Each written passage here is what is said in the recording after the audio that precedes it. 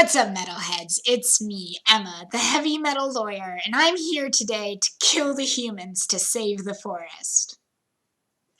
No, actually, I'm here to talk to you about how the forests of the world, their beauty and awe-inspiring vastness, have inspired black metal musicians all around the world.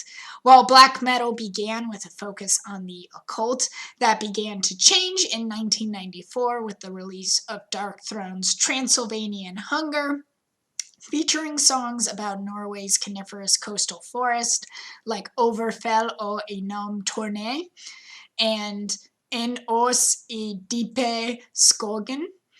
However, the album that really cemented forest worship as a theme of black metal was Dark Throne's next album, Panzerfaust, both with its beautiful album cover of silhouetted trees, which has been copied over and over and over, and the song Snø og granskog utferd, the lyrics of which come from the great Norwegian poet Tar I Vesaas, and here is a roughly translated stanza.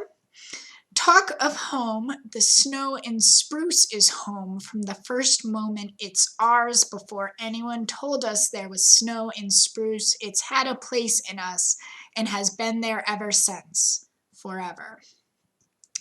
But the Norwegian coastal coniferous forests are not the only forests to inspire some great black metal.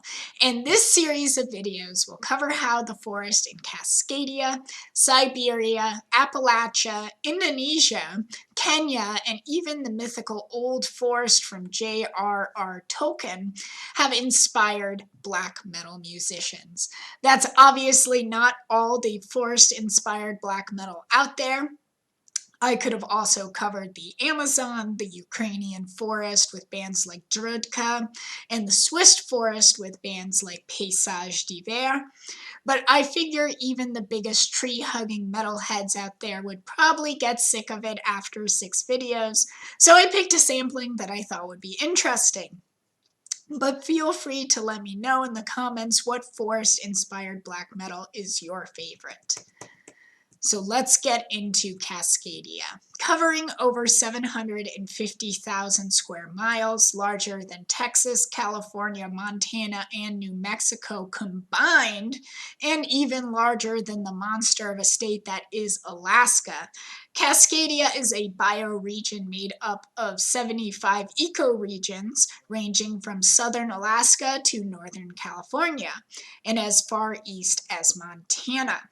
While Cascadia as a term dates back to the 19th century, our modern understanding of it arises from a geology textbook from 1972 titled Cascadia.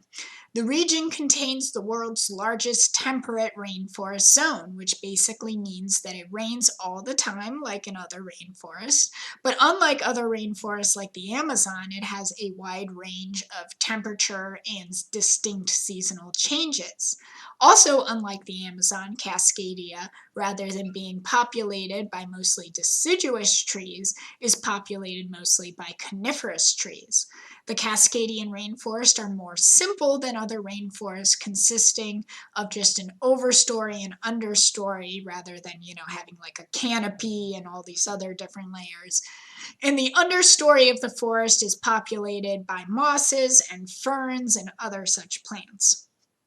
They contain some of the largest and oldest organisms in the world, most famously the redwood trees, but also a honey fungus colony that covers 8.9 square kilometers and is estimated to be 2,400 years old. There have been 238 nations in Cascadia, and prior to Canadian and U.S. colonialism, about 500,000 Indigenous people lived in nations like Chinook, Haida, Nootka, and Tlingit. As part of the broader colonial genocide by the United States and Canada, most of these people have been wiped out by 1850, mostly due to the disease smallpox. Colonialist displacement continues today, both from the more media attention drawing projects like the construction of pipelines, but also more slowly and subtly through gentrification and urban sprawl. Today, there are 198 First Nations in Cascadia speaking more than 30 different languages and more than 300,000 Indigenous people in total. So let's get into the history of black metal in Cascadia. Before we go to Wolves in the Throne Room, which I know y'all are waiting for me to talk about, our story begins with Agalloch. Agalloch, named after the scientific name of the agar wood, Aquilaria agalloca, brought a different kind of black metal to the United States when they formed in 1995. On March 27, 1993, black metal was jump-started in the United States more out of interest in being edgy than making good music, with Kerrang! Magazine putting out their issue titled Arson, Death, Satanic Ritual, The Ugly Truth About Black Metal. This unfortunate beginning to black metal in the United States worked backwards, looking at what bands were the most evil and infamous and then adopting whatever music they were playing. And they didn't even really do this right. Burzum's own trajectory towards more atmospheric and folk-influenced black metal with their album Philosophim was ignored in favor of fixating on the murder that Varg committed and his racist, sexist, homophobic politics. Fortunately, Agalloch, specifically Agalloch founder John Hamm, looked elsewhere. From the beginning, they were interested in the bands that defied easy definition as black metal, always with a foot in the other dark genres, not just of metal, but also shoegaze and dark ambient music. Hamm has cited Over, Catatonia, and In the Woods. Over and In the Woods notably mirroring Agalloch's progression by moving further away from black metal as their careers progressed. In the autumn of 1996, Agalloch released their first demo, From Which of This Oak, which is the most black metal of their releases. But before we keep going with Agalloch, let's do a quick overview of the San Francisco and Seattle black metal scenes that had a big influence on the formation of Cascadian black metal. One of the first black metal bands in the Northwest is the infamous Inquisition, which started in Columbia but relocated to Seattle in 1996. I say infamous because the band has largely been ostracized, which is quite a feat in black metal, due to both child pornography charges and associations with neo-Nazism. Far more embraced in modern black metal, and particularly influential in atmospheric black metal, which a lot of Cascadian black metal is, but with their own shady past, is Leviathan, a one-man black metal project started in 1998 in San Francisco. While ultimately found not guilty of the domestic violence charges he faced, Leviathan's Jeff Whitehead certainly confirmed that he was a little bit of a misogynist with the release of the album True Traitor, True Whore in 2011 about the domestic violence charges he faced. But Northwest black metal, like black metal in general, is full of strong contrast. The most direct influences on Wolves in the Throne Room came from the nascent red and anarchist black metal scene, featuring groups like Embers and Ludacra, the latter of which gave Wolves in the Throne Room their instruments for their early shows in 2006. A big issue for these politically charged bands was environmentalism. Not surprising, given that I can tell you as a socialist during this time, it was possibly the lowest point for the left in the United States history since after Reconstruction. And some of the only groups with momentum were radical environmentalists like Earth First. Earth First had a one-year occupation from 1994 to 1995 of Oregon rainforest, a campaign they called Free Cascadia, which had a big influence over the development of Cascadia as a political term, something akin to a national liberation movement. Agaloc's guitarist Don Anderson identifies as a Marxist, though not as a communist, and Wolves in the Throne Room have been from the beginning connected to radical environmentalism, though they are also disdainful of, and I'm quoting from an interview here, the simplistic mentality of anarcho-squatters and constipated college boys. Same. It is important to note, however, the distinction between the politics of the Cascadian black metal band members versus the music itself. The music is not directly political at all, not espousing any particular form of government, revolution, or organization. Instead, and this is why the music appeals so much to me, it serves instead as an extra dimensional space to appreciate and revere the natural world.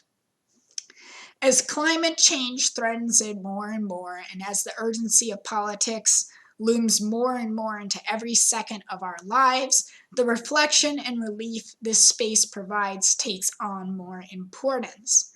Wolves in the Throne Room formed in 2003 in Olympia, Washington by brothers Aaron and Nathan Weaver, drawing on influences beyond black metal like crust punk, doom metal, death metal, and gothic rock.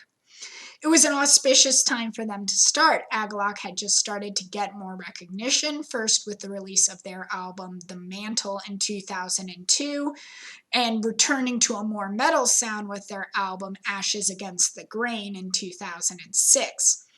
That year, 2006, Wolves in the Throne Room released their first album, Diadem of 12 Stars. As important as Agaloc was for setting the stage for Cascadian black metal, Wolves in the Throne Room defined the sound with this album. The sound was an appropriate contrast from Norwegian black metal, using many of the same basic techniques like blast beats and tremolo guitar, but slightly altering them and introducing a wider diversity of sounds, most notably the beautiful vocals of Jamie Myers from the band Hammers of Misfortune.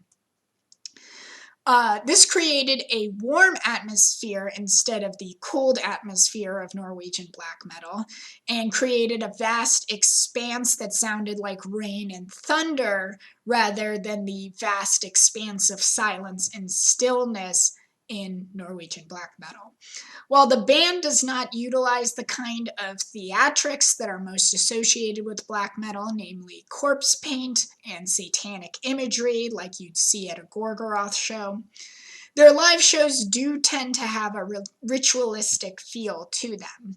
I remember seeing them in New York City many years ago with the progressive metal band Giant Squid. The choice of opener is very Wolves in the Throne Room. They're always playing with bands of lots of different genres. I think this was at Le Poisson Rouge. If anyone was at that show, let me know in the comments. If I recall correctly, the lighting was pretty much non-existent. In fact, at one point it was non-existent because the power went out. And the room was filled with artificial fog. Apparently they like their shows to be firelit, so I assumed that very low dim lighting was trying to imitate that. They've also been known to use candles, imagery of Cascadia, of course, and they play exclusively with vintage gear, which helps bring that warm, lo-fi punk rock black metal sound to the stage. This is, of course, referring to their indoor shows. I am insanely jealous of those who have gotten to experience Wolves in the Throne Room playing outdoor shows at events like Fire in the Mountains, a metal festival in the mountains of Wyoming. Not quite Cascadia, but there is something to be said about watching Wolves in the Throne Room and not having to close your eyes and imagine the woods, but just to be in the woods. Seems really cool. I hope I get to see them in that kind of situation one day. Wolves in the Throne Room have not been alone in constructing Cascadian black metal. They had contemporaries at their beginning like Lacephale in Portland, Leech in Salem, Threnos in Olympia, Boreal in Eugene, and Sadis in Tacoma. And they inspired many other bands like Skagos in British Columbia, Wake in Seattle, Aldriag in Portland, and Ashbore in Arcata, California. Not to mention black metal bands outside of Cascadia like Panopticon and Grima, which I'll be covering in later videos in this series. In my opinion, though, the only other band that has done the Cascadian black metal sound as well as Wolves in the Throne Room and Agalak has been Alda out of Tacoma, whose album Tahoma in 2011 earned them a place among the must-listen black metal albums. But while Alda's A Distant Fire in 2021 was a good album, Wolves in the Throne Room's Primordial Arcana in 2021 was possibly the greatest Cascadian black metal album yet. Whether there will one day be upstarts in the Cascadian black metal scene to unseat Alda and Wolves' domination is an open question, but one thing is clear, the possibilities of this music is as vast as Cascadia itself.